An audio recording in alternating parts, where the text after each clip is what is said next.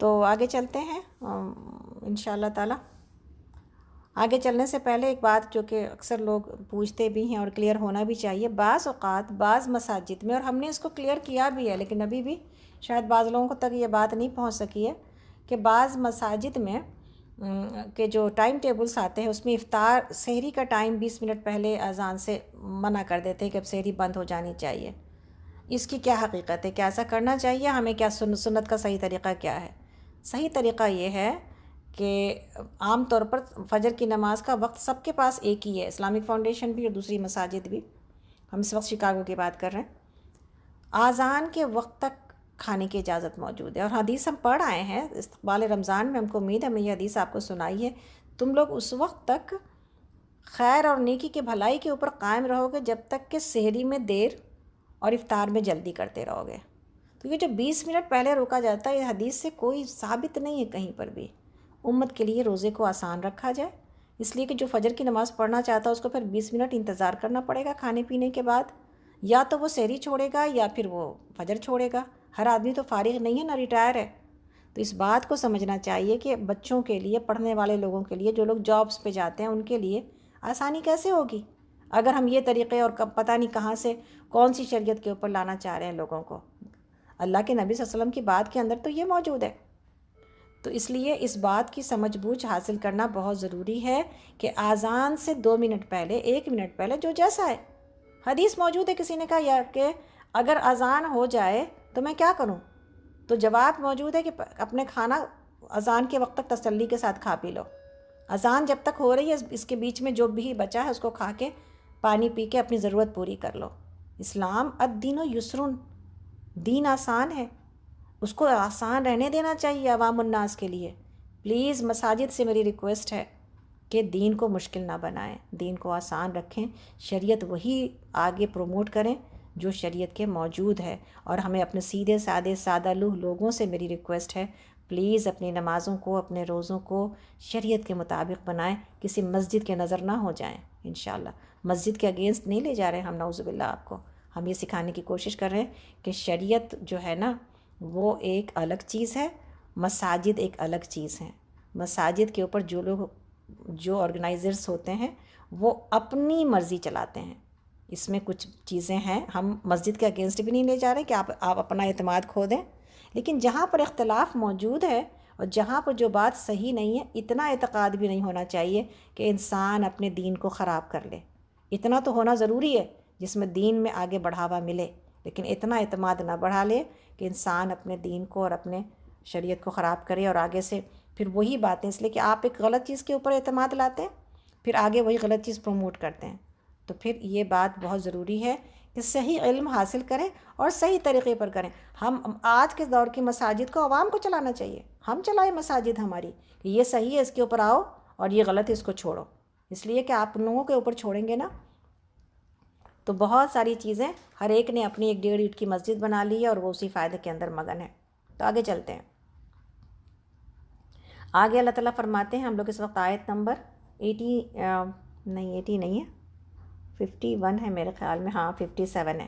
اے محمد صلی اللہ علیہ وسلم، آپ کو تو ہم نے بس ایک بشارت دینے والا اور ڈرانے والا بنا کر بھیجا ہے۔ ان سے کہہ دیجئے کہ میں اس کام پر آپ سے کوئی اجرت نہیں مانگتا، میری اجرت بس یہی ہے کہ جس کا جی چاہے وہ اپنے رب کا راستہ اختیار کر لے۔ کسی بتانے والے کا، سمجھانے والے کا کیا، اس کی مزدوری کیا ہے، اس کا فائدہ کیا ہے، اس کی پیمنٹ کیا ہے؟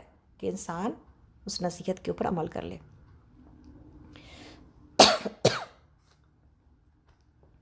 اے محمد صلی اللہ علیہ وسلم، اس اللہ پر بھروسہ رکھیے جو زندہ اور کبھی مرنے والا نہیں ہے، اس کی حمد کے ساتھ اس کی تسبیح کیجیے، اپنے بندوں کے گناہوں سے بس اسی کا باخبر ہونا کافی ہے۔ وہ جس نے 6 دنوں میں زمین اور آسمانوں کو اور ان ساری چیزوں کو بنا کر رکھ دیا ہے جو آسمان اور زمین کے درمیان ہیں، پھر آپ ہی کائنات کے تحت عرش پر جلوہ فرما ہوا، رحمان اس کی شان بس کسی جاننے والے سے پوچھو۔ ان لوگوں سے جب کہا جاتا ہے کہ اس رحمان کو سجدہ کرو تو کہتے ہیں رحمان کیا ہوتا ہے؟ کیا بس جسے تم کہہ دو اسی کو ہم سجدہ کرتے پھریں؟ یہ دعوت ان کی نفرت میں الٹا اور اضافہ کر دیتی ہے۔ یہ آیت یہاں پر سجدہ ہے، تو ہم انشاءاللہ تعالیٰ سجدہ کر کے واپس آتے ہیں۔ آپ سب بھی سجدہ کر لیجئے اپنے جگہ پر۔ سجدہ کرنے کے لیے جو ہے وہ اللہ اکبر کہہ کے ہاتھ اٹھانے کی ضرورت نہیں ہوتی، ہاتھ اٹھا کر سجدے میں جانے کی ضرورت ہوتی ہے انشاءاللہ۔ اگر دوپٹہ سر پہ ہے بہت اچھا ہے، نہیں بھی ہے پھر بھی ہے، سجدہ جو ہے تلاوت کے لیے دوپٹہ اگر بعض اوقات سر پہ نہیں رکھتا انسان تبھی بھی اس میں کوئی حرج نہیں ہے، قبلہ رخ ہو جائے انشاءاللہ تعالی، اور زمین پر سبحان ربی الاعلیٰ سبحان ربی الاعلیٰ سبحان ربی الاعلیٰ 3 بار کم سے کم یہ پڑھے، اور اس کے بعد اٹھا لے اپنا سر۔ اوکے، تو یہ سجدہ ہے، انشاءاللہ ہم سجدہ کر کے واپس آئیں گے۔ اللہ تعالیٰ فرماتے ہیں بڑا ہی بابرکت ہے وہ جس نے آسمان میں برج بنائے اور اس میں ایک چراغ اور ایک چمکتا چاند روشن کیا ہے، وہی ہے جس نے رات اور دن کو ایک دوسرے کا جانشین بنایا، پھر اس شخص کے لیے جو سبق لینا چاہے یا شکر گزار ہونا چاہیے۔ یعنی پلرز کے اوپر آسمان ہے، یہ پلرز ہمیں دکھائی نہیں دیتے، اللہ انسانی نگاہوں سے اللہ رب العالمین نے اس کو اوجھل کر دیا۔ اب اگر اس کو ہوا کہا جائے کہ اس کے اندر اتنا فورس موجود ہے جس نے آسمان کو تھام رکھا ہے، تو اللہ نے اس کی طرف اشارہ کیا ہے، واللہ عالم بالصواب، یہ اللہ تعالیٰ جانتا ہے اور جانتے ہیں اچھی طرح کہ کوئی پلر واقعتاً موجود ہے یا جو کائنات کا اپنا فورس ہے اس کی وجہ سے آسمان تھما ہوا ہے۔ اللہ آگے چلتے ہیں، رحمان کے اصل بندے سبحان اللہ، یہ جو رکوع ہے اور جو سورہ فرقان کا آخری رکوع جو کہ عباد الرحمن کو ایکسپلین کرتا ہے، اور ہماری ٹیم اور ہمارا جو گروپ ہے اس کا نام ہی سکینت عباد الرحمن ہے، تو اسی سے لیا ہے ہم نے۔ یہ صفات آپ کو ہمیشہ یاد رہنے چاہیے، جتنے لوگ سکینت گروپ میں ہیں، آپ کا نام سکینت میں ہے، بس ممبرشپ کے لیے ہمارے لیے یہی کافی ہے، آپ ہمارے ہیں، ہمارے لیے یہی کافی ہے انشاءاللہ تعالی۔ ہم کسی سے سائن نہیں کرواتے، لیکن ہم اپنے دل سے محبت محسوس کرتے ہیں اور محبت سے جڑے رہنا چاہتے ہیں ایک دوسرے کے ساتھ انشاءاللہ تعالی۔ تو یہ جو عباد الرحمن کی جو صفات ہیں، یہ سکینت عباد الرحمن کے لوگوں کو اور آپ سب جو سن رہے ہیں ماشاءاللہ سب کو یاد رہنا چاہیے۔ کیا ہے صفات رحمان کے بندوں کی؟ رحمان کے بندوں کی صفات یہ ہے کہ جو زمین پر نرم چال چلتے ہیں، نرم چال چلنا، اور نرم چال جو ہے نا اس سے مراد کیا ہے؟ تکبرانہ چال، متکبر چال الگ ہوتی ہے اور نرم چال الگ ہوتی ہے۔ ایون چال آپ کے کریکٹر کو اور آپ کے دل کی صفائی کو ایکسپلین کر دیتا ہے، چال بتا دیتی ہے کہ ایک انسان طبیعت کے اندر، مزاج کے اندر نرمی رکھتا ہے یا تکبر رکھتا ہے۔ اس کا یہ بھی مطلب نہیں ہے کہ انسان جو ہے نا بالکل ایسی ریاکارانہ چال چلے اور ایسے جھک جھک کے چلے دکھانے کے لیے لوگوں کو، اور مریضانہ چال چلے، اس سے بھی منع کیا گیا۔ اور حضرت عمر فاروق رضی اللہ عنہ کی روایت میں کہ ایک آدمی کو آپ نے مریل چال چلتے ہوئے دیکھا تو آپ نے رک کے پوچھا کیا تم بیمار ہو؟ اس نے عرض کیا کہ نہیں۔ آپ نے درہ اٹھا کر اسے دھمکایا اور بولے قوت کے ساتھ چلو۔ اس سے معلوم ہوا کہ نرم چال سے مراد ایک شریف آدمی کی سی فطری چال ہے، نہیں کہ جو بناوٹ کی ہو یا کوئی ایسی جو ہے نا سستی کی چال ہو، ویسی ضرورت نہیں ہے۔ تو یہ جان جانا چاہیے کہ ایون جو انسان کی جو چال ہے، جو چلنے کا انداز ہے، جو واک ہے اس کی، وہ انسان کے کیریکٹر کو ایکسپلین کرتی ہے۔ ایک چالاک آدمی کی چال، ایک غنڈے کی چال، دیکھا ہوگا نا آپ سب نے غنڈے کو چلتے ہوئے، مطلب ٹی وی پر، ایسے تو نہیں انشاءاللہ تعالیٰ کہیں نہ کہیں پر دکھائی دیتے ہیں ایسے لوگ، اور ان کی چال سیکھتے ہیں وہ لوگ کہ بھائی ان کی چال کو سیکھا جائے کہ وہ کیسے چلتے ہیں۔ تو ایک چالاک آدمی کی چال، ایک غنڈے بدماش کی چال، ایک ظالم آدمی کی چال، ایک متکبر آدمی کی چال، اور ایک باوقار مہذب ایک شریف آدمی کی چال، ایک غریب مسکین کی چال۔ تو کتنے سارے لوگ ہیں جن کو کہ یہ چال سیکھا جاتا ہے۔ آپ کو پتہ ہے نا فیشن میں کیٹ واک سکھایا جاتا ہے، تو یہ جو چالیں ہیں یہ ایکسپلین کرتی ہیں انسان کے کیریکٹر کو، ایک انسان کیسا ہے اپنی چال سے۔ اس لیے اپنی چال کے اوپر بھی توجہ رکھنا چاہیے کہ انسان کوئی ایسی چال تو نہیں چل رہا، ایسے تو نہیں واک کر رہا۔ کتنے لوگ ہیں واک کرنے کا ہوش ہی نہیں، چلنا ہی نہیں آتا زندگی میں، جب چلے کسی نہ کسی سے ٹکراتے ہیں، ان کو نہ راستہ دکھائی دیتا ہے نہ کچھ، اتنی مصروفیت ہے۔ بھائی راستہ دیکھ کے چلو، سکون سے چلو، تمہارا ہی نہیں ہے، سب کی حق ہے اس کے اوپر۔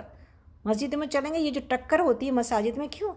اس لیے کہ ہم دیکھ کے نہیں چلتے، ہم یہ سمجھتے ہیں بس ہمارے لیے یہ سب کچھ، دوسروں کا حق نہیں دینا چاہتے۔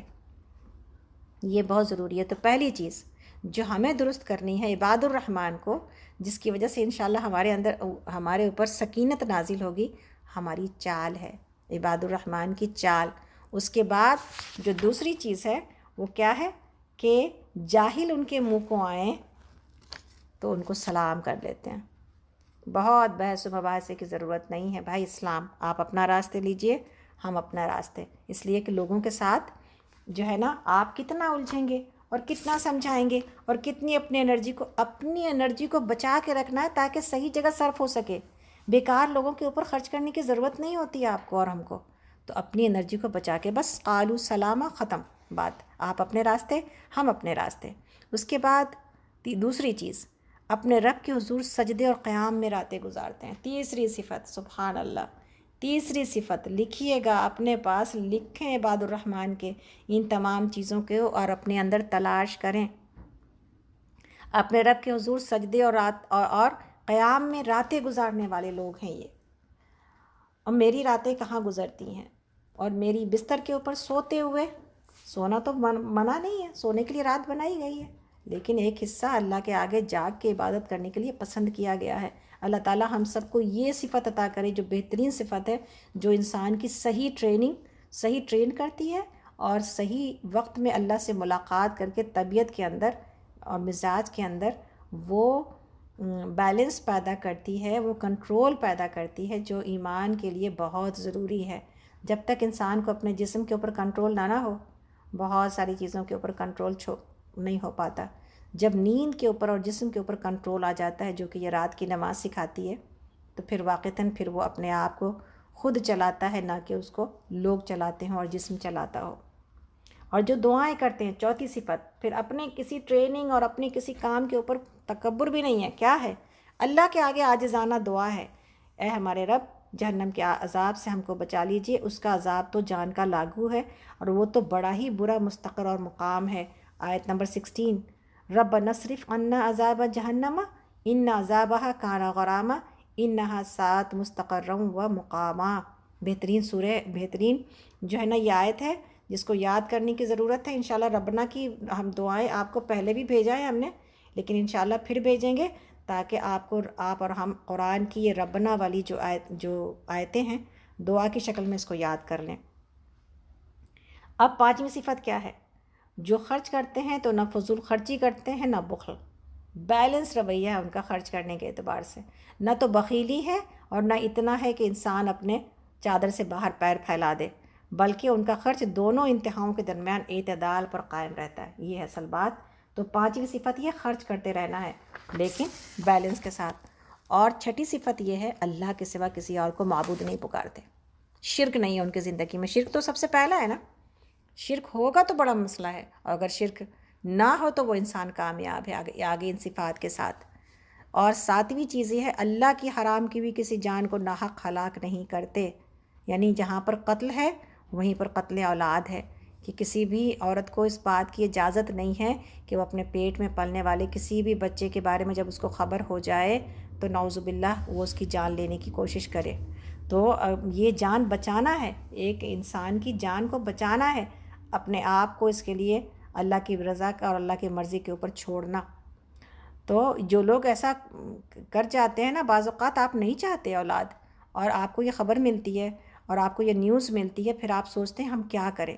راستے دونوں اوپن ہوتے ہیں۔ ہم نے دیکھے ایسے لوگ جنہوں نے کہ باوجود اس کے کہ وہ یہ سمجھتے تھے کہ اب ان کے پاس اب اولاد نہیں ہوگی، اور بچے آئے اور انہوں نے اللہ کی اس رضا کے اوپر، اور جب کہ چھوٹے بچے بڑے ہو چکے تھے، انہوں نے اللہ کے اس رضا کے اوپر اور اس فیصلے کے اوپر سر تسلیم خم کر دیا۔ اور زندگی میں جب انسان کہتا ہے کہ میری اب عمر نہیں ہے بچوں کے پیچھے بھاگنے کی، انہوں نے بچے جو ہے نا وہ اللہ کی رضا سے قبول کیے اور بچوں کی پرورش کی۔ اللہ رب العالمین ایسے تمام جو ہے لوگوں کی اس مشقت کو اور کمزور اور جو ہے وہ محنتوں کو اللہ رب العالمین قبول کرے، اور یہ بچے اللہ کرے ان کی زندگی کے لیے بہترین ثواب جاریہ ثابت ہوں، اس لیے کہ پھر یہ مشقت اور یہ محنت ان کے انشاءاللہ انسان مشقت اور محنت تو ہر بچے میں کرتا ہے، لیکن خاص طور پر ایک ایسا انوانٹیڈ چائلڈ جس کو کہ انسان چاہتا نہیں تھا کہ ہو، لیکن اللہ کی مرضی کے مطابق پھر وہ اس سے محبت کرنے لگ جاتا ہے، اور آ جاتی ہے کوئی چیز تو اس کو مان لیتا ہے، قبول کر لیتا ہے۔ یہ بہت بڑا اجر ہے۔ اللہ تعالیٰ ایسے لوگوں کو اجر سے نوازے، اور ایسی خاص طور پر یہ اولادیں ثابت کریں کہ آپ نے موقع دیا ہم کو زندگی میں، اور آپ نے محنت کی ایسے وقت میں جب کہ محنت آپ کے لیے مشکل تھی، تو اس کا اجر انشاءاللہ تعالیٰ دنیا میں بھی دکھائی دے اور آخرت میں بھی دکھائی دے انشاءاللہ تعالیٰ، آمین۔ تو ساتویں چیز ہے کہ کسی کو ہلاک نہیں کرتے، وہ بات ایکسپلین ہو گئی، اور نہ زنا کے مرتکب ہوتے ہیں۔ آٹھواں، اپنے آپ کو بچا کے رکھنا ہے ان تمام چیزوں سے۔ اللہ تعالیٰ ہر ایک چیز کا، جیسا کہ ہم پیچھے نور میں پڑھا ہے کہ آنکھیں کرتی ہیں زنا، اور زبان کرتی ہے، اور ہاتھ اور پیر سب کرتے ہیں زنا۔ تو یہ کہیں پر سے بھی ایسا کوئی اپنی کسی خواہش کا جو ہے نا انسان اس کے پیچھے نہ پڑے کہ جس میں یہ اس کے قریب ہو جائے، نعوذ باللہ من ذالک۔ اور تو یہ یہاں پر 8 کام ہیں جو آپ کو اور ہم کو کرنے کی ضرورت ہے۔ یہ کام جو کوئی کرے وہ اپنے گناہ کا بدلہ پائے گا، یعنی جو زنا سے کے قریب جائے گا، ایڈلٹری کے، وہ اپنے گناہ کا بدلہ پائے گا، اور قیامت کے روز اس کو دوہرا عذاب دیا جائے گا، اور اسی میں وہ ہمیشہ ذلت کے ساتھ پڑا رہے گا، سوائے اس کے کہ کوئی گناہوں کے بعد توبہ کر چکا ہو اور ایمان لا کر عمل صالح کرنے لگا ہو۔ ایسے لوگوں کی برائیوں کو اللہ تعالیٰ بھلائیوں سے بدل دیں گے۔ اجر کیا ہے؟ اجر یہ ہے کہ انسان اگر اپنے آپ کو بچاتا رہے تو اللہ تعالیٰ برائیوں کو بھلائیوں سے بدل دیں گے، اور وہ بڑا غفور الرحیم ہے۔ جو شخص توبہ کر کے نیک عمل اختیار کرتا ہے وہ تو اللہ کی طرف پلٹ آتا ہے جیسا کہ پلٹنے کا حق ہے، اور رحمان کے بندے وہ ہیں جو جھوٹ کے گواہ نہیں بنتے۔ 9ویں بات، جھوٹ کے گواہ نہیں بننا چاہیے انسان کو، نہ جھوٹی گواہی دی جائے، نہ جھوٹ کے پیچھے چلا جائے۔ اور 10ویں چیز، کسی لغو اور بیکار چیز پر ان کا گزر ہو جائے تو شریف آدمیوں کی طرح گزر جاتے ہیں، یعنی بیکار چیزوں میں الجھتے نہیں ہیں، اپنے آپ کو بچا کے لے کے چلتے ہیں۔ اس کے اوپر ہم سورہ مومنون میں بہت زیادہ بات کر چکے ہیں، تو اس بات کو یاد رکھنے کی ضرورت ہے۔ ہر وہ بیکار چیز جو میری زندگی میں ہے اس کو ہم لکھیں، اور انشاءاللہ تعالیٰ اس سے بچنے کی کوشش کریں۔ اسی طرح 11ویں چیز کیا ہے؟ جنہیں اگر ان کے رب کی آیات سنا کر نصیحت کی جاتی ہے تو وہ اس پر اندھے اور بہرے بن کر نہیں رہ جاتے۔ ایک انسان کی، علماء نے کہا ہے، ایک انسان کی سب سے بڑی بدنصیبی یہ ہے کہ اس کو نصیحت کرنے والے مایوس ہو جائیں۔ بہت بڑی بدنصیبی کی بات، سنتا ہی نہیں کسی کی، بہت بڑی بدنصیبی کی بات ہے۔ انسان کو پتہ نہیں چلتا کہ اس کو نصیحت کرنے والے تھک جائیں، وہ تھکا دے نصیحت کرنے والوں کو، اور نصیحت کرنے والے بیچارے تھک جائیں تو بیزار ہو جائے انسان کہ بھئی کوئی بات سننے کا نام ہی نہیں ہے۔ تو یہ جو ہے نا، یہ بہت بڑی صفت ہے انسان کے اندر کہ انسان کو کوئی اچھی اور بھلی بات بتائی جائے تو انسان اس کو مان لے، ادروائز تو کوئی آدمی پرفیکٹ کہاں ہے، ہر ایک کے پاس کوئی نہ کوئی کمی، خامی، خطا موجود ہے، کلو بنی آدم خطاؤ۔ تو پلٹ آنا اپنے رویے سے اور باز آ جانا اور مان لینا بات، یہ بہت ضروری ہے۔ انسان بڑی لمبی چوڑی محبت کے دعوے بھی کرتا ہے، اور زندگی میں کسی انسان کا مقام بھی بتاتا ہے کہ تم میرے لیے بڑے اہم ہو، لیکن اگر صحیح بات بتائی جائے تو وہ مان کے نہیں دیتا، تو پھر اس محبت اور اس اہمیت کا کیا فائدہ؟ ایسے لوگوں کو پہچان کر انسان ایسے دوستوں سے دامن بچانا چاہیے، نہ کہ ان کے فیور میں اپنی جان گھلانا چاہیے۔ تو اللہ رب العالمین ہمیں صحیح اور غلط کی فرقان پڑھ رہے ہیں نا، صحیح اور غلط کی تمیز عطا کرے اللہ رب العالمین ہمیں۔ تو جو ہم، اللہ نہ کرے ہماری صفت ایسی ہو جائے 11 نمبر کی کہ نصیحت کرنے والے ہم سے بیزار ہو جائیں اور ہمیں نصیحت سمجھ ہی نہ آئے۔ اللہ تعالیٰ ہم سب کے دل کے اس دروازے کو کھلا رکھے، آمین۔ اور 12ویں نصیحت کہ کیا کرتے ہیں؟ جو دعائیں مانگا کرتے ہیں کہ اے ہمارے رب ہمیں اپنی بیویوں اور اپنے اولادوں سے آنکھوں کی ٹھنڈک دے اور ہم کو پرہیزگاروں کا امام بنا۔ ہمیں ہمارے اپنے زوج سے، یعنی ہماری جو جوڑے ہیں ان کو، اور ہماری بچوں کو، ہمارے اولاد کو آنکھوں کو ٹھنڈک بنا، اور ہم سب کو پرہیزگاروں کا امام بنا۔ بہترین دعا ہے، دعا نمبر، آیت نمبر 74، ربنا حب لنا من ازواجنا و ذریاتنا قرۃ اعین واجعلنا للمتقین اماما۔ پوچھا جاتا ہے، لوگ پوچھتے ہیں بچوں کی اولاد کے لیے ہم کیا کریں اور کیا دعا مانگیں ہماری اولادیں ایسی ہوں۔ اللہ رب العالمین نے یہ دعا سکھا دی ہے اپنے گھر والوں کے لیے بھی اور اپنے بچوں کے لیے بھی۔ ہماری کوئی نماز اس دعا سے خالی نہ ہو، اس لیے کہ ہمارے بچوں کو بھی جتنی ضرورت ہے اتنی ہمیں بھی ضرورت ہے، اور ہمارے گھر والوں کو بھی سکون کی ضرورت ہے۔ تو اس دعا کے ذریعے ہم اپنے گھر والوں کے بھی آنکھوں کی ٹھنڈک ہم بھی بنیں، وہ بھی ہمارے آنکھوں کی ٹھنڈک بنے، اور ہماری اولادیں بھی ہماری آنکھوں کی ٹھنڈک بنیں۔ تو یہ دعا بہت امپورٹنٹ ہے، متقیوں کا امام بننا ہے۔ تو سب سے پہلے کس کو متقی بننا پڑے گا؟ ہم سب کو، اولاد کو۔ جب متقیوں کا امام مانگا جا رہا ہے تو ہمیں اور آپ کو متقیوں کا امام بننا ہوگا، تبھی اولاد متقی بنے گی انشاءاللہ تعالی۔ آگے اللہ تعالیٰ فرماتے ہیں یہ 12 صفات ہیں جس میں 2 دعائیں ہیں، تو 10 جو ہے نا وہ جو ہے کیریکٹر کی وہ صفات ہیں، ہماری یہ خوبیاں ہیں جو کہ ہمیں یاد رکھنے کی ضرورت ہے۔ انشاءاللہ تعالیٰ ہم انشاءاللہ سورہ فرقان مکمل کر کے آپ کو یہ دوبارہ سنائیں گے۔ تو اللہ تعالیٰ کیا کہتے ہیں کہ یہ ہیں وہ لوگ جو اپنے صبر کا پھل منزل بلند کی شکل میں پائیں گے۔ دوبارہ اجر کیا ہے؟ پہلے اجر یہ تھا کہ نیکیوں کو بھلائیوں سے بدل دیا جائے گا، برائیوں کو بھلائیوں سے بدل دیا جائے گا، اور دوسرا اجر کیا ہے؟ بلند جو ہے نا، بہترین جو ہے ہائی اسٹیٹس پر ان کو رکھا جائے گا، آداب اور تسلیمات سے ان کا استقبال ہوگا، اور وہ ہمیشہ ہمیشہ وہاں رہیں گے۔ کیا ہی اچھا ہے وہ مستقر اور وہ مقام۔ اے محمد صلی اللہ علیہ وسلم لوگوں سے کہیے میرے رب کو تمہاری کیا حاجت پڑی ہے اگر تم اس کو نہ پکارو، اب کہ تم نے جھٹلا دیا ان قریب وہ سزا پاؤ گے کہ جان چھڑانی محال ہوگی۔ پھر قرآن یہاں پہ مکمل ہوتی ہے، ہم لوگ ایک دفعہ دیکھ لیتے ہیں کہ یہ 10 چیزیں کیا ہیں۔ سب سے پہلی چیز جو رحمان کے بندے ہیں اس کی پہلی صفت کیا ہے؟ پہلی صفت اور پہلا کریکٹر کے اندر ان کے کریکٹرسٹکس کیا ہے کہ، اور جو ریکوائرمنٹ ہے وہ کیا ہے کہ زمین پر نرم چال چلنے والے بنے ہم لوگ، جاہل کے منہ نہیں لگنا، سلام کر کے الگ ہو جانا ہے، اللہ کی یاد میں اللہ کے آگے سجدہ اور قیام میں راتیں گزارنی ہیں۔ اب ہم لوگ تراویح پڑھ رہے ہیں ماشاءاللہ، جو لوگ مساجد جا کے پڑھنے کی کوشش کر رہے ہیں اللہ ان کو بھی قبول کرے، اور جو گھروں میں پڑھ رہے ہیں اللہ ان کی بھی قبول کرے، اگر ان کے پاس ریزن موجود ہے گھروں میں پڑھنے کی، اس لیے کہ ابھی پینڈیمک میں جو ہے نا بڑی عمر کے لوگوں کو ویسے بھی جو ہے وہ دھیان رکھنا چاہیے کہ وہ اپنا خیال خود رکھیں، اور سوسائٹی میں یا کہیں پر بھی اس کو جو سیفٹی ایشوز ہیں اس کو اپنے ساتھ لگا کے رکھیں تاکہ یہ بڑھنے نہ پائے بیماری، اور اللہ کرے کہ یہ ختم ہو۔ تو راتوں میں سجدے اور قیام کے ساتھ یہ راتیں الحمدللہ ہماری گزر رہی ہیں، ہماری دعا ہونی چاہیے ربنا اصرف عنا عذاب جہنم، اور اس کے بعد اللہ کے راستے میں اپنے مال کو، اس سے بہتر مہینہ کون سا ہوگا جب کہ مال کو خرچ کیا جائے۔ تو جہاں جانی اور مشقت ہے وہیں مالی مشقت بھی ہے کہ پھر مال بھی اللہ کی محبت میں خرچ کرے، لیکن اس کے ساتھ دونوں چیزیں چلتی ہیں کہ اب اس میں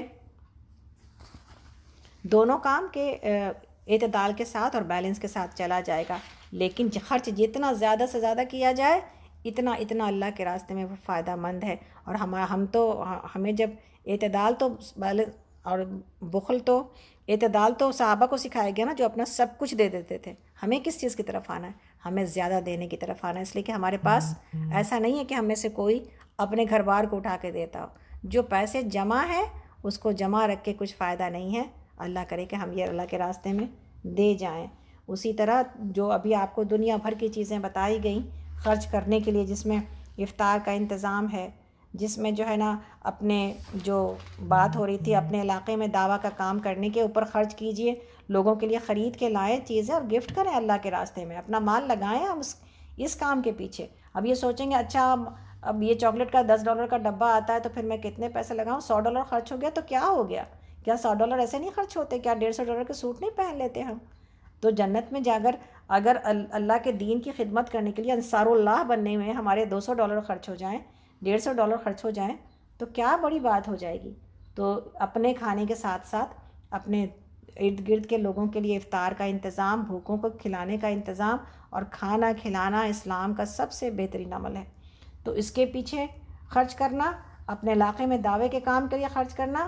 اسی طرح ابھی جو ہم لوگوں کے پاس مختلف پروجیکٹس ہیں، جس میں کہ شیلٹر ہے، جس میں کہ آگے جو ہے وہ سال بھر کے لیے زکوٰۃ کے پیسوں سے اور آپ کے رقم سے سکینت کے پلیٹ فارم کے اوپر کام ہو رہا ہوتا ہے، جس میں کہ ہمارے پاس مدارس ہیں، یتیم لوگ ہیں، اور بیواؤں کے لیے گھر بنانا ہے، اور بیچارے غریب اور نادار بچیوں کی شادیاں ہیں، یہ سارے پروجیکٹ ہیں، بچوں کی ایجوکیشن ہے، یہ سارے پروجیکٹ ہیں جس میں کہ پیسے خرچ ہوتے ہیں۔ تو اللہ تعالیٰ ہمیں اس معاملے میں خرچ کرنے کی توفیق عطا کرے۔ اسی طرح شرک سے بچنا، اسی طرح کسی جان کو ناحق ہلاک نہیں کرنا، اور زنا کے قریب بھی نہیں جانا، یہ 8ویں بات ہے۔ اور 9ویں بات یہ جھوٹ نہ بولا جائے اور نہ جھوٹ کے پیچھے چلا جائے، اور 10ویں بات یہ ہے کہ بیکار کاموں سے اپنے آپ کو بچایا جائے، اور 11ویں بات یہ ہے کہ نصیحت کو قبول کیا جائے، اور 12ویں بات یہ ہے کہ دعا یاد کر کے اس کو کیا جائے۔ تو انشاءاللہ تعالیٰ سورہ فرقان یہاں پر مکمل ہوتی ہے۔ ہم سورہ شورا انشاءاللہ تعالیٰ شروع کر لیتے ہیں تاکہ ہمارا 19واں پارہ کچھ آگے بڑھ سکے۔ تو شورا میں جیسا کہ آپ سب دیکھ رہے ہیں کہ یہ شاعر کی جمع ہے، یعنی پوئٹ۔ تو الشورا کا مطلب یہ ہے، شعراء یعنی یہ پوئٹس، اس کا معنی ہے۔ یہ مکی سورہ ہے، جیسا کہ آپ دیکھ رہے ہیں۔ اور مکہ کے لوگوں کے بارے میں کیا بات تھی، زبان دان تھے، بڑی شعر و شاعری، آپ ان کی گھٹی میں دو چیزیں پڑی تھیں، ایک تو شراب تھی اور دوسری شاعری۔ شاعری کے اوپر یہ قوم جو ہے نا، سارے اپنے بڑی بڑائیاں اور اپنے کارنامے، اپنے آباء و اجداد کے کارنامے، اپنی بہادری کے کارنامے، یہ سب کچھ شعر کے زبان میں بولا جاتا تھا۔ تو اللہ رب العالمین نے قرآن کو ایک ایسی زبان کے ساتھ، ایک ایسے فصیح اور بلیغ زبان کے ذریعے نازل کیا کہ ان کے دل اپنے آپ جھک جائیں۔ لیکن یہ اس قرآن کے اندر کام کی باتیں ہوتی ہیں، اللہ کی بڑائی ہوتی ہے، نہ کہ لوگوں کی بڑائی۔ تو اللہ رب العالمین نے اس کو، کلام کو یعنی شعر کو، اشعار کو، جہاں اپنے نبی کو شعر سے دور رکھا ہے اور اس کو پسند نہیں کیا، وہیں پر جو ہے نا اس بارے میں بتایا ہے کہ کیوں شاعری سے پرہیز کیا جائے گا، اور وہیں پر اچھے کلام کی خوبی بیان کی ہے کہ اس سے بڑائیاں نہیں نکلتی، اس سے انسان کے دل جھکتے ہیں، جو کہ قرآن کو سننے سے انسان کے دل جھکتے ہیں۔ اصل کلام کی خوبی یہ نہیں ہے کہ بڑائی ہانکی جائے، اصل کلام کی خوبی کیا ہے، دل میں اتر جائے اور انسان بن جائے۔ تو ہم لوگ آگے چلتے ہیں سورہ شعراء کے آیت نمبر 1 کی طرف۔ بسم اللہ الرحمن الرحیم۔ رکوع اس میں 11 ہیں اور آیات اس میں 227 ہیں، بڑی اچھی لمبی سورہ ہے۔ اور اللہ رب العالمین نے نصیحت کی ہے نبی صلی اللہ علیہ وسلم کو اور ڈرایا ہے مشرکین مکہ کو۔ اللہ تعالیٰ فرماتے ہیں طاسین میم، یہ کتاب مبین کی یعنی کھلی ہوئی کتاب کی آیات ہیں۔ اے محمد صلی اللہ علیہ وسلم، شاید آپ اس غم میں اپنی جان کھو دیں گے کہ یہ لوگ ایمان نہیں لاتے۔ ہم چاہیں تو آسمان سے ایسی نشانی نازل کر سکتے ہیں کہ ان کی گردنیں اس کے آگے جھک جائیں۔ ان لوگوں کے پاس رحمان کی طرف سے جو نئی نصیحت بھی آتی ہے، یہ اس سے منہ موڑ لیتے ہیں۔ اب کہ یہ جھٹلا چکے ہیں، ان قریب ان کو اس چیز کی حقیقت معلوم ہو جائے گی جس کا یہ مذاق اڑاتے رہیں۔ اور کیا انہوں نے کبھی زمین پر نگاہ نہیں ڈالی کہ ہم نے کتنی کثیر مقدار میں ہر طرح کے عمدہ نباتات اس میں پیدا کی ہیں؟ یقیناً اس میں ایک نشانی ہے، مگر اس میں سے اکثر ماننے والے لوگ نہیں، یعنی یہ سائنس ہے نا، اللہ کے نشانیاں ہیں۔ اور اصل بات یہ ہے کہ آپ کا رب زبردست بھی ہے اور رحیم بھی۔ انہیں اس وقت کا قصہ سناؤ جب کہ تمہارے رب نے موسیٰ علیہ السلام کو پکارا، ظالم قوم کے پاس جاؤ، فرعون کی قوم کے پاس، کیا وہ نہیں ڈرتے؟ اس نے عرض کیا، اے میرے رب، مجھے خوف ہے کہ وہ مجھ کو جھٹلا دیں گے، میرا سینہ گھٹتا ہے اور میری زبان نہیں چلتی۔ آپ ہارون کی طرف رسالت بھیجیں، اور مجھ پر ان کے ہاں ایک جرم کا الزام بھی ہے، اس لیے میں ڈرتا ہوں کہ وہ مجھے قتل کر دیں گے۔ فرمایا ہرگز نہیں، تم دونوں جاؤ ہماری نشانیاں لے کر، ہم تمہارے ساتھ سب کچھ سنتے رہیں گے۔ فرعون کے پاس جاؤ اور اس سے کہو، ہم کو رب العالمین نے اس لیے بھیجا ہے کہ تم بنی اسرائیل کو ہمارے ساتھ جانے دو۔ فرعون نے کہا، کیا ہم نے تجھ کو اپنے ہاں بچہ سا نہیں پالا تھا؟ تو نے اپنی عمر کے کئی سال ہمارے ہاں گزارے، اور اس کے بعد جو کر گیا سو کر گیا، تو بڑا احسان فراموش آدمی ہے۔ موسیٰ علیہ السلام نے جواب دیا، اس وقت وہ کام میں نے نادانستگی میں یعنی انجانے میں کر دیا تھا، پھر میں تمہارے خوف سے بھاگ گیا۔ اس کے بعد میرے رب نے مجھ کو حکم عطا کیا اور مجھے رسولوں میں شامل فرمایا۔ رہا تیرا احسان جو تو نے مجھ پر جتایا ہے، تو اس کی اصل حقیقت یہ ہے کہ تو نے بنی اسرائیل کو غلام بنا لیا تھا۔ فرعون نے کہا، اور یہ رب العالمین کیا ہوتا ہے؟ موسیٰ علیہ السلام نے جواب دیا، آسمان اور زمین کا رب اور ان سب چیزوں کا رب جو آسمان اور زمین کے درمیان ہیں، اگر تم یقین لانے والے ہو۔ فرعون نے کہا، اپنے چاروں طرف کے لوگوں سے کہا کہ سنتے ہو؟ موسیٰ علیہ السلام نے کہا، تمہارا رب بھی اور تمہارے ان آباء و اجداد کا رب بھی جو گزر چکے ہیں۔ فرعون نے حاضرین سے کہا، تمہارے یہ رسول صاحب جو تمہاری طرف بھیجے گئے ہیں بالکل ہی پاگل معلوم ہوتے ہیں۔ موسیٰ علیہ السلام نے کہا، مشرق اور مغرب اور جو کچھ ان کے درمیان یعنی ایسٹ اور ویسٹ اور جو کچھ اس کے بیچ میں ہے، سب کا رب، اگر آپ لوگ کچھ عقل رکھتے ہوں۔ فرعون نے کہا، اگر تو نے میرے سوا کسی اور کو معبود مانا تو تجھے بھی ان لوگوں میں شامل کروں گا جو قید خانے میں پڑے سڑ رہے ہیں۔ موسیٰ علیہ السلام نے کہا کہ اگرچہ میں لے آؤں تیرے سامنے ایک صحیح واضح چیز بھی، کلیئر نشانی۔ فرعون نے کہا، اچھا تو لے، اگر تو سچا ہے۔ اس کی زبان سے یہ بات نکلتی، موسیٰ علیہ السلام نے اپنا عصا پھینکا اور یکایک وہ ایک اژدہا تھا۔ انہوں نے پھر اپنے ہاتھ بغل سے کھینچا اور وہ سب دیکھنے والوں کے سامنے چمک رہا تھا، یعنی یہ دو جو نشانی اور معجزات موسیٰ علیہ السلام کو دیے گئے تھے۔ فرعون اپنے گرد و پیش کے سرداروں سے بولا، یقیناً یہ ایک ماہر جادوگر ہے اور چاہتا ہے کہ اپنے جادو کے زور سے تم کو تمہارے ملک سے نکال دے۔ اب بتاؤ تم کیا حکم دیتے ہو؟ انہوں نے کہا، اسے اور اس کے بھائی کو روک لیجئے اور شہروں میں ہر کارے بھیج دیجئے کہ ہر جادوگر کو، ہر جو ہے نا ایکسپرٹ جادوگر کو آپ کے پاس لے آئیں۔ چنانچہ ایک روز مقرر وقت پر جادوگر اکٹھے کر لیے گئے اور لوگوں سے کہا گیا تم اجتماع میں چلو گے، شاید کہ ہم جادوگروں کے دین ہی پر رہ جائیں اگر وہ غالب رہیں۔ جب جادوگر میدان میں آئے تو انہوں نے فرعون سے کہا ہمیں انعام تو ملے گا اگر ہم غالب رہے۔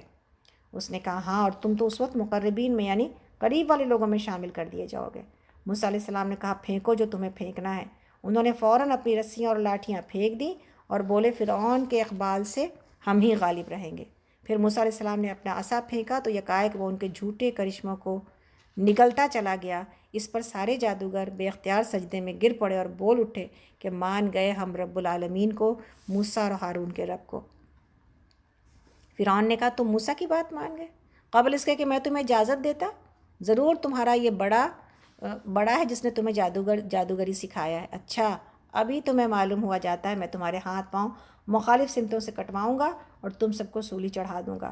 انہوں نے جواب دیا کچھ پرواہ نہیں، ہم اپنے رب کے حضور پہنچ جائیں گے اور ہمیں توقع ہے کہ ہمارا رب ہمارے گناہ معاف کر دے گا، کیونکہ سب سے پہلے ہم ایمان لائے ہیں۔ ہم نے موسیٰ علیہ السلام کو وحی بھیجی کہ راتوں رات میرے بندوں کو لے کر نکل جاؤ اور تمہارا پیچھا کیا جائے گا۔ اس پر فرعون نے فوجیں جمع کرنے کے لیے شہروں میں لوگ بھیج دی اور کہلا بھیجا کہ یہ کچھ مٹھی بھر لوگ ہیں، انہوں نے ہم کو بہت ناراض کیا ہے اور ہم ایک ایسی جماعت ہے جس کا جو رویہ ہے وہ ہر وقت چوکنا، یعنی ہم الرٹ نیشن ہے نا، تو ہمیں ایسے لوگوں کو چھوڑنا نہیں چاہیے۔ اس طرح ہم انہیں ان کے باغوں اور چشموں اور خزانوں اور ان کی بہترین قیام گاہوں سے نکال لائے۔ یہ تو ہوا ان کے ساتھ، اور دوسری طرف بنی اسرائیل کو ہم نے ان سب چیزوں کا وارث کر دیا، یعنی فرعون اپنے تمام تکبر کے ساتھ ڈوب گیا اور اللہ رب العالمین نے اسی مظلوم قوم کو یہ سب کچھ عطا کر دیا۔ صبح ہوتے یہ لوگ ان کے تعاقب میں چل پڑے۔ جب دونوں گروہوں کا آمنا سامنا ہوا تو موسیٰ علیہ السلام کے ساتھی چیخ اٹھے کہ ہم تو پکڑے گئے۔ موسیٰ علیہ السلام نے کہا کہ ہرگز نہیں، میرے ساتھ میرا رب ہے، وہ ضرور ہماری رہنمائی کرے گا۔ ہم نے موسیٰ علیہ السلام کو وحی کے ذریعے سے حکم دیا کہ مار اپنا عصا سمندر پر۔ یکایک سمندر پھٹ گیا اور اس کا ہر ٹکڑا ایک عظیم الشان پہاڑ کی طرح ہو گیا۔ اللہ اکبر۔ اسی جگہ ہم دوسرے گروپ کو بھی قریب لے آئے۔ موسیٰ علیہ السلام اور ان سب لوگوں کو جو اس کے ساتھ تھے ہم نے بچا لیا اور دوسروں کو غرق کر دیا۔ اس واقعے میں ایک نشانی ہے، مگر ان لوگوں میں سے اکثر ماننے والے نہیں ہیں، اور حقیقت یہ ہے کہ تیرا رب زبردست بھی ہے اور رحیم بھی۔ موسیٰ علیہ السلام کے واقعے میں اللہ کی کبریائی اور اللہ کی مرضی پتہ چلتی ہے۔ موسیٰ علیہ السلام کے بچائے جانے میں بھی پہلی دفعہ جب وہ بچے تھے اور دوسری بار جب وہ بنی اسرائیل کو لے کے نکلے۔ اور انہیں ابراہیم علیہ السلام کا قصہ سناؤ۔ آیت نمبر 70 پر ہم لوگ سورہ شعراء اور پارہ نمبر 19۔ انہیں ابراہیم علیہ السلام کا قصہ سناؤ جبکہ اس نے اپنے باپ، اپنے والد اور اپنے قوم سے پوچھا تھا کہ یہ کیا چیزیں ہیں جن کو آپ لوگ پوجتے ہیں۔ انہوں نے جواب دیا کہ کچھ بت ہیں جن کی ہم پوجا کرتے ہیں اور انہی کی خدمت میں لگے رہتے ہیں۔ اس نے پوچھا کیا یہ آپ کے سنتے ہیں جبکہ آپ انہیں پکارتے ہو، یا یہ آپ کو کچھ نفع یا نقصان پہنچاتے ہیں؟ انہوں نے جواب دیا نہیں، بلکہ ہم نے اپنے باپ دادا کو ایسا ہی کرتے پایا ہے۔ اس پر ابراہیم علیہ السلام نے کہا کہ کبھی تم نے آنکھیں کھول کر ان چیزوں کو دیکھا ہے جن کی بندگی تم اور تمہارے پچھلے باپ دادا بجا لاتے رہے؟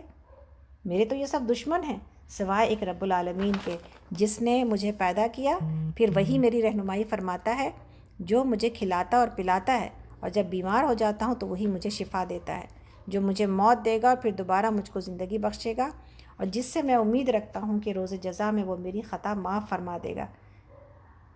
اس کے بعد ابراہیم علیہ السلام نے دعا کی اے میرے رب مجھے حکم عطا کیجیے اور مجھ کو صالحوں کے ساتھ ملائیے اور بعد کے آنے والوں میں مجھ کو سچی ناموری عطا کیجیے اور مجھے جنت نعیم کے وارثوں میں شامل فرمائیے، اور میرے والد کو معاف کر دیجیے کہ بے شک وہ گمراہ لوگوں میں سے ہے، اور مجھے اس دن رسوا نہ کیجیے جب کہ سب لوگ زندہ کر کے اٹھائے جائیں گے، جبکہ نہ مال کوئی فائدہ دے گا نہ اولاد، سوائے اس کے کہ کوئی شخص قلب سلیم لیے ہوئے اللہ کے حضور حاضر ہو۔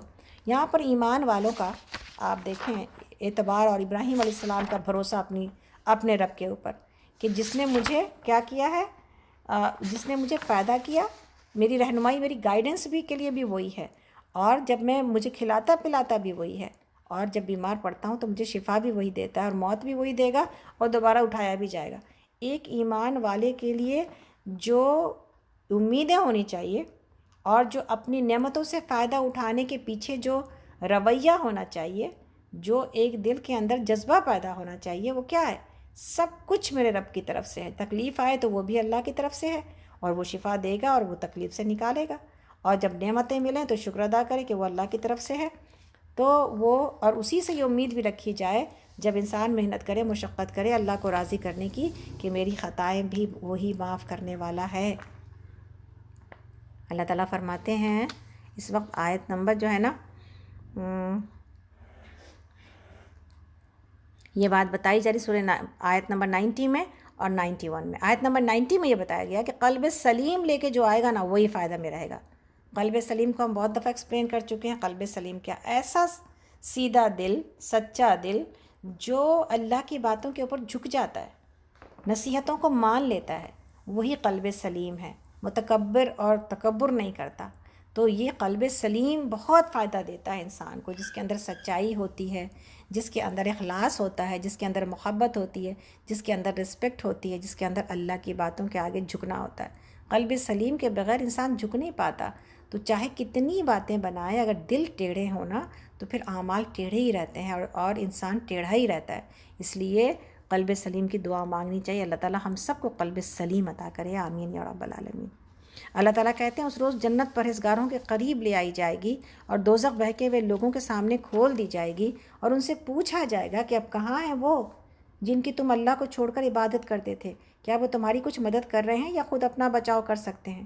پھر وہ معبود اور یہ بہکے ہوئے لوگ اور ابلیس کے لشکر سب کے سب اس میں اوپر تلے دھکیل دیے جائیں گے۔ وہاں یہ سب آپس میں جھگڑیں گے اور یہ بہکے ہوئے لوگ اپنے معبودوں سے کہیں گے اللہ کی قسم ہم تو بہت واضح گمراہی میں مبتلا تھے، کلیئر گمراہی میں مبتلا تھے، جبکہ تم کو رب العالمین کے برابری کا درجہ دے رہے تھے۔ اور وہ مجرم لوگ ہی تھے جنہوں نے ہم کو اس گمراہی میں ڈالا۔ اب نہ ہمارا کوئی سفارشی ہے اور نہ کوئی جگری دوست۔ کاش ہمیں ایک دفعہ پھر پلٹنے کا موقع مل جائے تو ہم مومن ہوں۔ یقیناً اس میں بڑی نشانی ہے، مگر ان میں سے اکثر لوگ ایمان لانے والے نہیں ہیں۔ اور اصل بات یہ ہے کہ آپ کا رب زبردست بھی ہے اور رحیم بھی۔ قوم نوح نے رسولوں کو جھٹلایا۔ یاد کرو جب اس کے بھائی نوح نے ان سے کہا تھا کیا تم ڈرتے نہیں ہو؟ میں تمہارے لیے ایک امانت دار رسول ہوں، لہٰذا تم اللہ سے ڈرو اور میری اطاعت کرو۔ میں اس کام پر تم سے کسی اجر کا طالب نہیں ہوں، میرا اجر تو اللہ رب العالمین کے ذمہ ہے، بس تم اللہ سے ڈرو اور میری اطاعت کرو۔ انہوں نے جواب دیا کیا ہم تجھے مان لیں؟ حالانکہ تیری پیروی جو ہے وہ کمزور اور ذلیل لوگوں نے اختیار کر لی ہے۔ نوح علیہ السلام نے کہا میں کیا جانوں کہ ان کے عمل کیسے ہیں، ان کا حساب تو میرے رب کے ذمہ ہے، کاش تم عقل سے کچھ کام لو۔ میرا یہ کام نہیں ہے کہ جو ایمان لائیں ان کو میں دھتکار دوں، میں تو بس ایک صاف خبردار کر دینے والا انسان ہوں۔ انہوں نے کہا اے نوح اگر تو باز نہ آیا اور یہ پھٹکارے ہوئے لوگوں میں شامل ہو کر رہے گا۔ نوح علیہ السلام نے دعا کی اے میرے رب میری قوم نے مجھے جھٹلا دیا ہے، اور اب میرے اور ان کے درمیان دو ٹوک فیصلہ کر دیجئے، اور مجھے اور جو مومن آپ میرے ساتھ ہیں ان کو نجات دیجئے۔ آخر کار ہم نے اس کو اور اس کے ساتھیوں کو ایک بھری ہوئی کشتی میں بچا لیا اور اس کے بعد باقی لوگوں کو غرق کر دیا۔ یقیناً اس میں ایک نشانی ہے، مگر ان میں سے اکثر لوگ ماننے والے نہیں ہیں۔ اور حقیقت یہ ہے کہ آپ کا رب زبردست بھی ہے اور رحیم بھی۔ عاد نے رسولوں کو جھٹلایا۔ یاد کرو جب کہ اس کے بھائی ہود نے اس سے کہا تھا کیا تم ڈرتے نہیں ہو؟ میں تمہارے لیے ایک امانت دار رسول ہوں، لہٰذا تم اللہ سے ڈرو اور میری اطاعت کرو۔ میں اس کام پر تم سے کسی اجر کا طالب نہیں ہوں، میرا اجر تو رب العالمین کے ذمے ہے۔ یہ تمہارا کیا حال ہے کہ ہر اونچے مقام پر بیکار لا حاصل ایک یادگار عمارت بنا ڈالتے ہو اور بڑے بڑے قصر تعمیر کرتے ہو، گویا تمہیں ہمیشہ رہنا ہے، اور جب کبھی کسی پر ہاتھ ڈالتے ہو تو جبار بن کر ڈالتے ہو۔ بس تم لوگ اللہ سے ڈرو اور میری اطاعت قبول کرو۔ ڈرو اس سے جس نے وہ کچھ تمہیں دیا ہے جو تم جانتے ہو، تمہیں جانور دیے، اولادیں دیں، باغ دیے اور چشمے دیے۔ مجھے تمہارے حق میں ایک بڑے دن کے عذاب کا ڈر ہے۔ انہوں نے جواب دیا تو نصیحت کر یا نہ کر ہمارے لیے سب یکساں ہیں، یہ باتیں تو یوں ہی ہوتی چلی آتی ہیں اور ہم عذاب میں مبتلا ہونے والے نہیں ہیں۔ آخر کار انہوں نے اسے جھٹلا دیا اور ہم نے ان کو ہلاک کر دیا۔ یقیناً اس میں ایک نشانی ہے، مگر ان میں سے اکثر لوگ ماننے والے نہیں ہیں، اور حقیقت یہ ہے کہ آپ کا رب زبردست بھی ہے اور رحیم بھی۔ سمود نے رسولوں کو جھٹلایا۔ یاد کرو جب کہ ان کے بھائی صالح نے ان سے کہا تھا کیا تم ڈرتے نہیں ہو؟ میں تمہارے لیے ایک امانت دار رسول ہوں، لہٰذا تم اللہ سے ڈرو اور میری اطاعت کرو۔ میں اس کام پر تم سے کسی اجر کا طالب نہیں ہوں، میرا تو اجر تو رب العالمین کے ذمے ہے۔ کیا تم ان سب چیزوں کے درمیان جو یہاں ہیں بس یوں ہی اطمینان سے رہنے دیے جاؤ گے؟ ان باغوں اور چشموں میں، ان کھیتوں اور نخلستانوں میں جن کے خوشے رس بھرے ہیں، تم پہاڑ کھود کھود کر جو فخر کے ساتھ ان میں عمارتیں بناتے ہو، اللہ سے ڈرو اور میری اطاعت کرو، اور ان بے لگام لوگوں کی اطاعت نہ کرو جو زمین میں فساد برپا کرتے ہیں اور کوئی اصلاح نہیں کرتے۔ انہوں نے جواب دیا تم تو محض ایک سحر زدہ آدمی ہو، نہیں کہ جادو جس کے اوپر ہوا ہے وہ تم ہو، تم تو ہم جیسے ایک انسان ہی ہو نا، اس کے سوا کیا ہے؟ لاؤ کوئی نشانی اگر تم سچے ہو۔ صالح نے کہا یہ اونٹنی ہے، ایک دن اس کے پینے کا ہے اور ایک دن تم سب کے پانی پینے کا، اس کو ہرگز نہ چھیڑنا ورنہ ایک بڑے دن کا عذاب تم کو آ لے گا۔ مگر انہوں نے اس کی کوچیں کاٹ دیں اور آخر کار پچھتاتے رہ گئے اور عذاب نے انہیں آ لیا۔ یقیناً اس میں ایک نشانی ہے مگر ان میں سے اکثر ماننے والے نہیں ہیں، اور اصل بات یہ ہے کہ آپ کا رب نہایت زبردست بھی ہے اور رحیم بھی۔ لوط کی قوم نے رسولوں کو جھٹلایا۔ یاد کرو جب کہ ان کے بھائی لوط نے ان سے کہا تھا کیا تم ڈرتے نہیں ہو، میں تمہارے لیے ایک امانت دار رسول ہوں، لہٰذا تم اللہ سے ڈرو اور میری اطاعت کرو، میں اس کام پر تم سے کسی اجر کا طالب نہیں ہوں، میرا اجر تو رب العالمین کے ذمے ہے۔ کیا تم دنیا کے مخلوق سے مردوں کے پاس جاتے ہو اور تمہاری بیویوں میں تمہارے رب نے تمہارے لیے جو کچھ پیدا کیا ہے اسے چھوڑ دیتے ہو؟ بلکہ تم لوگ تو حد سے ہی گزر گئے ہو۔ انہوں نے کہا اے لوط، اگر تو ان باتوں سے باز نہ آیا تو جو لوگ ہماری بستیوں سے نکالے گئے ہیں ان میں تو بھی شامل ہو کر رہے گا۔ اس نے کہا تمہارے کرتوتوں پر جو لوگ کڑ رہے ہیں ان میں بھی شامل ہوا۔ پروردگار مجھے اور میرے اہل و عیال کو ان کی بد کرداریوں سے نجات دے۔ آخرکار ہم نے اسے اور اس کے سب اہل و عیال کو بچا لیا سوائے ایک بڑھیا کے جو پیچھے رہ جانے والوں میں سے تھی، پھر باقی رہنے والے لوگوں کو ہم نے تباہ کر دیا اور ان پر برسائی ایک برسات بڑی ہی بری بارش تھی جو ان کے اوپر نازل ہوئی۔ یقیناً اس میں ایک نشانی ہے مگر ان میں سے اکثر ماننے والے نہیں ہیں، اور حقیقت یہ ہے کہ آپ کا رب زبردست بھی ہے اور رحیم بھی۔ اصحاب الایکہ نے رسولوں کو جھٹلایا۔ یاد کرو جب کہ شعیب علیہ السلام نے ان سے کہا تھا کیا تم ڈرتے نہیں ہو، میں تمہارے لیے ایک امانت دار رسول ہوں اور لہٰذا تم اللہ سے ڈرو اور میری اطاعت کرو، میں اس کام پر تم سے کسی اجر کا طالب نہیں ہوں، میرا اجر تو رب العالمین کے ذمے ہے۔ پیمانے ٹھیک بھرو اور کسی کو گھاٹا نہ دو، صحیح ترازو سے تولو اور لوگوں کو ان کی چیزوں میں کم نہ کرو، زمین میں فساد نہ پھیلاتے پھرو، اور اس ذات کا خوف کرو جس سے تمہیں اور تم سے پچھلی نسلوں کو پیدا کیا ہے۔ انہوں نے کہا تم تو صرف ایک سحر زدہ آدمی ہو اور تم کچھ بھی نہیں مگر ایک انسان ہم جیسے ہی ہو، اور ہم تو تم کو بالکل جھوٹا سمجھتے ہیں۔ اگر تم سچے ہو تو ہم پر آسمان کا کوئی ٹکڑا گرا دو۔ شعیب علیہ السلام نے کہا میرا رب جانتا ہے جو کچھ کہ تم کر رہے ہو۔ انہوں نے اسے جھٹلا دیا۔ آخرکار چھتری والے دن کا عذاب ان پر آ گیا اور وہ بڑے ہی خوفناک دن کا عذاب تھا۔ یقیناً اس میں ایک نشانی ہے مگر ان میں سے اکثر ماننے والے نہیں ہیں، اور اصل بات یہ ہے کہ آپ کا رب زبردست بھی ہے اور رحیم بھی۔ یہ رب العالمین کی نازل کردہ چیز ہے، اسے لے کر آپ کے دل پر امانت دار روح اتری ہے تاکہ ان لوگوں میں شامل ہو جو اللہ کی طرف سے اللہ کے خلق کو ڈرانے والے ہیں، صاف صاف عربی زبان میں، اور اگلے لوگوں کی کتابوں میں بھی یہ موجود ہے۔ کیا ان اہل مکہ کے لیے یہ کوئی نشانی نہیں ہے کہ اسے علماء بنی اسرائیل جانتے ہیں؟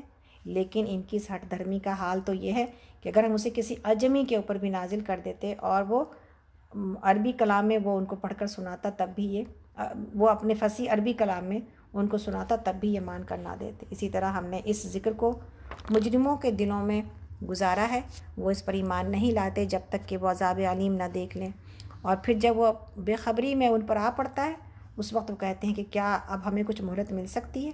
یعنی پہلے نہ ماننے والے بات نہیں مانتے اور پھر جب ان کے اوپر عذاب آتا ہے تو پھر کہتے ہیں کہ اب ان کو چھوٹ دی جائے۔ اللہ تعالیٰ فرماتے ہیں، ہم لوگ اس وقت آیت نمبر 205 پر ہیں اور سورۃ الشعراء پارہ نمبر 19، اور ان شاء اللہ تعالیٰ 2 منٹ میں اس کو مکمل کر دیں گے تو ان شاء اللہ 19 ہماری آج مکمل ہو جائے گی۔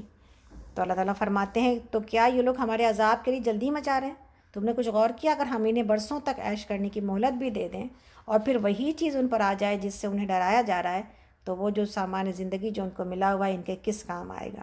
دیکھو ہم نے کبھی کسی بستی کو اس کے بغیر ہلاک نہیں کیا کہ اس کے لیے خبردار کرنے والے اور نصیحت کا حق ادا کرنے والے موجود نہ تھے، اور ہم بالکل بھی ظالم نہیں تھے۔ اس کھلی ہوئی کتاب کو شیاطین لے کر نہیں اترتے ہیں، نہ یہ کام ان کو سجتا ہے اور نہ یہ ایسا کر ہی سکتے ہیں، وہ تو ان کی سماعت یعنی سننے تک سے دور رکھے گئے ہیں۔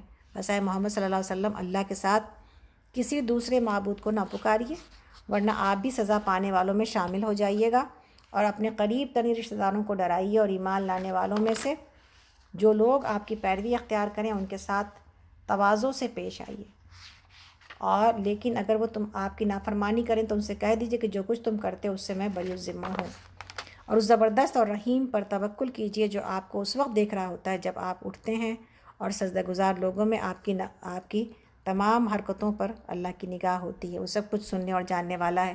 لوگوں کیا میں تمہیں بتاؤں کہ شیاطین کس پر اترا کرتے ہیں؟ وہ ہر جالساز بدکار پر اترا کرتے ہیں، کلو افاقی نسیم، سارے جو برے ترین لوگ ہیں ان کے اوپر اترا کرتے ہیں، اور سنی سنائی باتیں کانوں میں پھونکتے ہیں، اور ان میں سے اکثر جھوٹے ہوتے ہیں۔ رہے شعراء یعنی شاعر لوگ، تو ان کے پیچھے بہکے ہوئے لوگ چلا کرتے ہیں۔ کیا تم دیکھتے نہیں ہو کہ وہ ہر وادی میں بھٹکتے ہیں اور ایسی باتیں کہتے ہیں جو کرتے نہیں ہیں، سوائے ان لوگوں کے جو ایمان لائے اور جنہوں نے نیک عمل کیا اور اللہ کو کثرت سے یاد کیا۔ جب ان پر ظلم کیا گیا تو صرف بدلہ لے لیتے ہیں، اور ظلم کرنے والوں کو عنقریب معلوم ہو جائے گا کہ وہ کس انجام سے دوچار ہوتے ہیں۔ اور تو انشاءاللہ تعالی یہاں پر سورۃ الشعراء مکمل ہوتی ہے۔ لیکن شاعری کے بارے میں یہ بات جان جائیں کہ شاعری کو اس لیے جو ہے نا منع کیا گیا کہ اس کے اندر ترنگ ہوتی ہے، اور ترنگ میں انسان یہ بھول جاتا ہے کہ اس میں کیا بات صحیح ہے اور کیا غلط ہے، اسی لیے شاعری کو منع کیا گیا ہے۔ نبی صلی اللہ علیہ وسلم کے حجۃ الوداع میں نبی صلی اللہ علیہ وسلم نے فرمایا تھا، ایک منٹ ٹھہریے ہم بتاتے ہیں آپ کو، شاعری کے اعتبار سے جو بات ہے شعراء میں وہ بتاتے ہیں کہ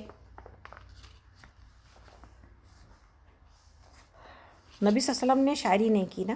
حضرت عائشہ رضی اللہ عنہا سے پوچھا گیا کہ آپ نے کبھی شعر بھی پی؟ سورہ یاسین میں ہم نے سنا ہے کہ پڑھا ہے، اللہ تعالیٰ نے کہا کہ شاعری نہ آپ کو زیب دیتی ہے نہ آپ شاعر ہیں۔ تو آپ جو ہے نا اشعار آپ نے پڑھے نہیں ہیں زیادہ، لیکن یہ کہ آپ نے عربوں سے یہ بات بھی کہی کہ میں شاعر نہیں ہوں اور نہ شعر گوئی میرے کرنے کا کام ہے۔ تو یہ جو ہے نا، اور عربوں کی شاعری میں کیا کیا ہوتا تھا، عشق بازی، شراب نوشی، اب پتہ اردو شاعری میں بھی یہ سب کچھ آج بھی موجود ہے، جنگ و جدل کے کارنامے، نسل کے اوپر فخر و غرور، اور نیکی اور بھلائی کی بات کم ہی پائی جاتی تھی۔ تو اس خرافات سے اور اسے بیکار باتوں سے اللہ رب العالمین نے اپنے نبی کو روک دیا ہے۔ اور ایک حدیث بھی موجود ہے کہ تم میں سے کسی شخص کا جو پیٹ پیپ سے بھر جانا اس سے زیادہ بہتر ہے کہ وہ شعر سے بھرے۔ لیکن اس کا یہ مطلب نہیں ہے کہ شاعری حرام ہے، اس میں جس میں اچھی بات، اچھی شاعری پسند کی گئی ہے۔ نبی صلی اللہ علیہ وسلم کے زمانے میں خاص طور پر جو حسان بن ثابت تھے وہ شاعر تھے، اور آپ نے ان سے اشعار جو ہے وہ اسلام کے حق میں کہلوائے ہیں، اور مسلمانوں کو جو ہے آگے حوصلہ دینے کے لیے کہلوائے ہیں۔ اچھی شاعری اسلام میں پسند کی گئی ہے، اور بیکار اور لغو باتوں سے، ایسی بیکار باتوں سے روکا گیا ہے۔ اس لیے اچھے اشعار، آپ کو پتہ ہے نا اشعار کے اندر وہ جادو ہوتا ہے کہ انسان کے برائیوں میں بھی لے جائے اور بھلائیوں کے بھی اونچے زینے کے اوپر چڑھا دے۔ آپ اور ہم ابھی آج اقبال کی شاعری کو دیکھتے ہیں یا اچھے اشعار سنتے اور پڑھتے ہیں تو دل کے اندر ایمان چمک جاتا ہے۔ تو ایسے اشعار پسندیدہ ہیں انشاءاللہ تعالی، اور اس کے بارے میں اللہ رب العالمین نے جو بات کی ہے وہ تو اس ترنگ کو منع کیا ہے جو شاعری میں انسان اپنے حد کو پھلانگ جاتا ہے، اور انسان جو ہے نا وہ سب کہنے لگتا ہے جو کبھی سوچتا بھی نہیں ہے۔ اس کے بارے میں ایک بہت ہی اچھا واقعہ جس سے کہ بات سمجھ میں آ جائے۔ امیر المومنین حضرت عمر رضی اللہ عنہ کے زمانے میں حضرت نعمان بن عدی بن فضلہ کو بصرے کے شہر میں گورنر مقرر کیا گیا تھا، تو وہ شاعر تھے۔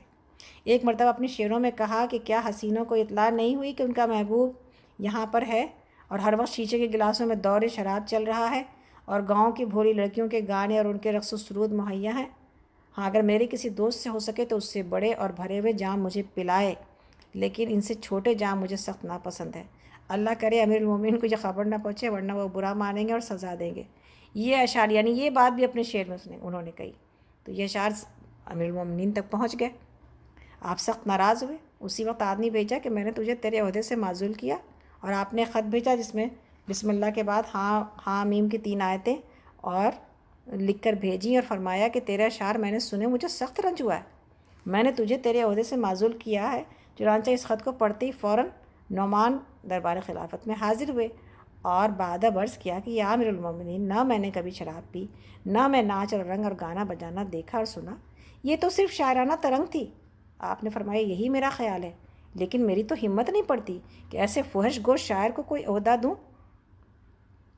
تو یہ جو ہے نا، یہ بات جو زبان سے نکلے اس کے اندر بڑی جو ہے نا ذمہ داری ہوتی ہے، اور خاص طور پر جس کو پوسٹ دیا جائے اور کوئی کسی پوسٹ پر ہو، اس کی ہر بات نہیں ہوتی، اس کی ہر بات وزن دار ہوتی ہے، اس کے اندر وزن موجود ہوتا ہے، تو اپنی بات کہنے سے اس کی باتوں میں بعض اوقات خیر موجود ہوتا ہے، اور ایسے ہی بڑے لوگوں کی باتوں میں شر بھی موجود ہوتا ہے۔ تو انسان کو جب ذمہ داری کا پوسٹ ملے تو ذمہ داری کی زبان بولنے کی ضرورت ہوتی ہے، اور اپنی زبان کو سنبھالنا پڑتا ہے، اس لیے کہ یہیں پر شر موجود ہے اور یہیں پر خیر موجود ہے۔ اچھی شاعری علامہ اقبال رحمہ اللہ کی شاعری، جس کے اندر کے ماشاء اللہ سے پورے قرآن کی تفسیر بیان کی گئی ہے، تو یہ باتیں پڑھ کے اور سنتے ہوئے انسان کے ایمان میں چمک پیدا ہوتی ہے۔ تو شاعری اس طرح منع نہیں ہے۔ انشاءاللہ تعالی ہم لوگ کل سورہ نمل سے شروع کریں گے اپنا پارہ، اور انشاءاللہ آپ لوگوں سے کل پھر دوبارہ ملاقات ہوتی ہے۔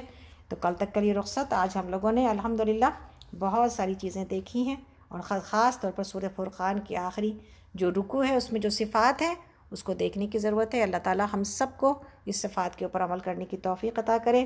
اللہ رب العالمین ہم سب سے اس مہینے میں بہترین عمل لے لے، جسمانی محنت، ہماری مالی محنت، اور ہماری جو ہے نا وہ اپنے گھر والوں کے لیے، اپنے پڑوسیوں کے لیے محنت، اپنے پڑوسیوں کو افطار کی کچھ نہ کچھ جو ہے وہ دعوت ضرور دیں، اور کچھ نہ کچھ جو ہے ان کو پریزنٹ ضرور دیں، جیسے کہ بات ہو رہی تھی۔ تو اپنے پڑوسیوں کو بھی اس میں چاہے وہ ایمان والے ہوں، چاہے وہ دوسرے لوگ ہوں، ان کو رمضان کے مہینے کی دوسرے مہینوں کا فرق پتہ چلنا چاہیے انشاءاللہ تعالیٰ۔ تو کچھ نہ کچھ گفٹ ضرور پڑوسیوں کو دینا چاہیے۔ اسی طرح اپنے علاقے میں دعوے کا کام کرنا ہے، انشاءاللہ اس کی مزید روشنی آپ کو ڈالتے رہیں گے آپ لوگوں کے اوپر۔ اسی طرح یہاں پر کچھ لوگ جو کہ بیمار ہیں، اللہ رب العالمین سے شفا کی درخواست ہے، آپ سب ان کے لیے دعا کریں۔ ہماری یاسمین، بہت ہی پیاری یاسمین ہاشمی، ان کی طبیعت کچھ خراب ہو گئی تھی پچھلے دنوں، اللہ تعالیٰ ان کو بہترین شفا کاملہ عاجلہ عطا کرے۔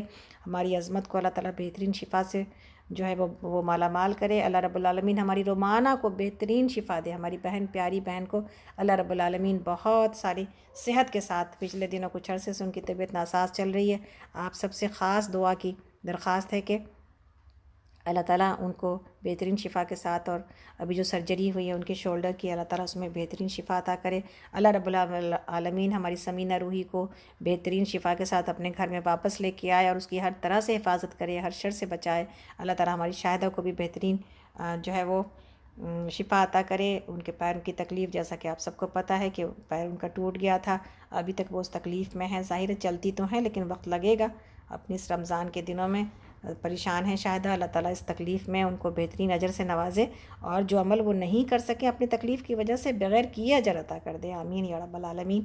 طاہرہ آپا اور ہماری طاہرہ آپا اور ان کے شوہر کو اللہ رب العالمین شفائے کاملہ عاجلہ سے نوازے۔ ہماری عطیہ آپا، حبیب بھائی کو، گلشن آنٹی اور انکل کو، آمنہ آنٹی، ممتاز آنٹی، اور ہماری تمام جو ہے نا بڑی بہنیں، چھوٹی بہنیں، خاص طور پر ہمارے شہور آپا اور شریف بھائی کو، اور تمام بڑی بہنوں اور چھوٹی بہنوں کو، ہماری جو ہے رئیسہ باجی کو، اللہ تعالیٰ ہر طرح سے ہر ایک کو اللہ تعالیٰ بہترین شفائے کاملہ عاجلہ سے نوازے۔ ہم میں سے جو بھی بیمار ہے، جن کا نام ہم لے سکے اور جن کا نام ہم نہیں لے سکے، اللہ تعالیٰ سبھوں کو بہترین اجر و ثواب سے نوازے، اس بہترین مہینہ کو ہم سب کے لیے آسان کر دے، اور اللہ رب العالمین ہمیں ہمت عطا کرے کہ ہم اس مہینے کے تمام جو ہے نا برکات کو سمیٹ سکیں، آمین یا رب العالمین۔ اور کہیں پر کمی کوتاہی ہو جائے تو اللہ تعالیٰ خود اپنی طرف سے اس کمی کو پورا کر دیں، اور بغیر کیے بھی اجر سے نواز دے، یا اللہ نیتوں پر ہمیں اجر سے نواز دے یا رب العالمین۔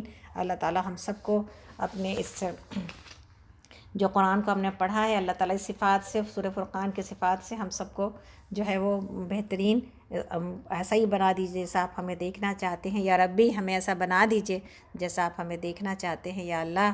یا ربی ہمیں موت نہ آئے مگر اس حال میں کہ آپ ہم سے راضی ہوں، یا ربی ہمیں موت نہ آئے مگر اس حال میں کہ آپ ہم سے راضی ہوں، یا اللہ ہمیں موت نہ آئے مگر اس حال میں کہ آپ ہم سے راضی ہوں، یا ربی۔ ربنا هب لنا من ازواجنا وذریاتنا قرۃ اعین واجعلنا للمتقین اماما۔ اے اللہ ہم سب کو، یا اللہ ہمارے گھر والوں کو ہماری آنکھوں کی ٹھنڈک بنا دیجیے، اور ہمیں متقی اور پرہیزگار لوگوں کا امام بنا دیجیے، یا اللہ۔ یا ربی ہمیں خود بھی نمازیں پڑھنے والا، ہماری اولادوں کو نماز پڑھنے والا، ہمیں قرآن کی تلاوت کرنے والا، قرآن سمجھنے والا، قرآن کے اوپر عمل کرنے والا، یا اللہ یہ سب کچھ عطا کر دیجیے، یا اللہ۔ جو ہمارے سینوں کے درد ہیں، دکھ ہیں، ہماری زندگیوں میں جو کمی ہے، جو ہمارے دکھ ہیں، ہمارے اپنی ذات کے سلسلے میں، ہمارے اپنی اولاد کے سلسلے میں، اور ہمارے ماحول کے سلسلے میں، اللہ ان تمام دکھوں سے، یا اللہ ہمیں ان تمام جو ہے نا دکھوں کو اللہ دور کر دیجئے اور ہمیں خوشیاں اور آنکھوں کی ٹھنڈک عطا کر دیجئے اللہ. ہماری پوری ٹیم کو، سکینت عباد الرحمن کی پوری ٹیم کو، ہماری لبنہ کو اللہ رب العالمین بہترین شفائے کاملہ عاجلہ سے نوازے، اور سید النساء آنٹی کو انشاءاللہ تعالیٰ، افشین کی امی کو بھی اللہ تعالیٰ بہترین شفائے کاملہ عاجلہ سے نوازے. ہمارے شمیم کو اور ان کے شوہر کو اللہ رب العالمین بہترین شفائے کاملہ عاجلہ سے. ان کو ہارٹ میں اسٹنٹ لگا تھا، اور اسی کی جو ہے نا شفا سے اور بہترین شفا کے ساتھ اللہ رب العالمین ان کو اس تکلیف سے دور کر دے، اور ہمیشہ کے لیے ان کی اس بیماری کو دور کر دے ان کی طرف، ان کے لیے انشاءاللہ آمین یا رب العالمین. ہم سب کو، ہمارے بچوں کی اللہ رب العالمین خوشیاں دکھائے یا اللہ یا رب العالمین. ہمیں ہمارے والدین کے لیے ثواب جاریہ بنائیے، اور ہماری اولادوں کو ہمارے لیے ثواب جاریہ بنائیے آمین یا رب العالمین. اے اللہ جو مانگ لیا وہ بھی عطا کر دیجئے، جو نہ مانگ سکے وہ بھی عطا کر دیجئے. اے اللہ آپ رحمان ہیں اور آپ رحیم ہیں یا رب العالمین.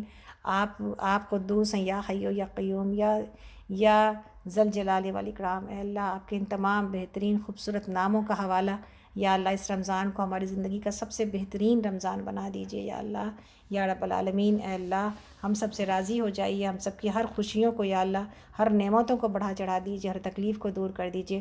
ہماری جسمانی، روحانی اور ہماری قلبی ہر تکلیف کو دور کر دیجئے، اور جسم کے اندر صحت عطا کیجئے، ایمان کے اندر صحت عطا کیجئے.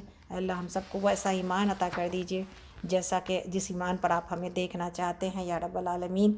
اللہ جو مانگ لیا اور جو نبی صلی اللہ علیہ وسلم نے مانگی ہے خیر، ان تمام چیزوں کی خیر آپ سے طلب کرتے ہیں، اور جس سے آپ نے پناہ مانگی ان تمام چیزوں کے شر سے آپ کی پناہ مانگتے ہیں. اے اللہ ہمیں موت نہ آئے مگر اس حال میں کہ آپ ہم سے راضی ہوں یا ربی. ہمیں موت نہ آئے مگر اس حال میں کہ آپ ہم سے راضی ہوں یا ربی. ہمیں موت نہ آئے مگر اس حال میں کہ ہماری زبانوں پر کلمہ لا الہ الا اللہ ہو آمین یا رب العالمین. ربنا اللہم انا نسألک الجنۃ الفردوس ونعوذ بک من النار.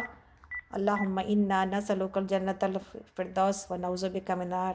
اللہم انا نسألک الجنۃ الفردوس ونعوذ بک من النار. سبحان ربک رب العزۃ عما یصفون وسلام علی المرسلین والحمد للہ رب العالمین. اللہم اغفر لہما وارحمہما کما ربیانی صغیرا. سبحانک اللہم وبحمدک، اشہد ان لا الہ الا انت، استغفرک واتوب الیک. ربی اجعلنی مقیم الصلاۃ ومن ذریتی ربنا وتقبل دعاء. ربنا اغفر لی ولوالدی وللمؤمنین یوم یقوم الحساب. اللہم صلی وسلم علی نبینا محمد آمین یا رب العالمین. آپ سب اپنی دعاؤں میں یاد رکھیں. انشاءاللہ کل آپ سب سے ملاقات ہوتی ہے. جزاکم اللہ خیرا کثیرا وحسن الجزاء. السلام علیکم ورحمۃ اللہ وبرکاتہ.